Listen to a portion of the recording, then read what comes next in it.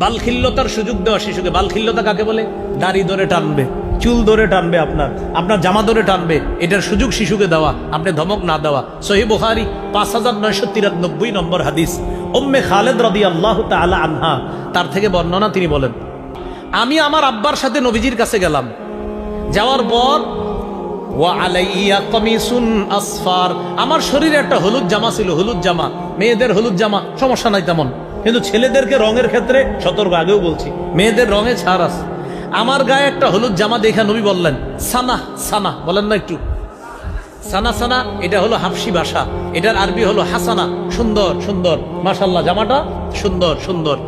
এই মেয়ে তিনি বলতেছেন, ফাজাহাবতু আলআবু বিখাতামিন নবুওয়া, আমি নবীজির মোহরে নবুয়ত নিয়ে খেলা করা শুরু করলাম।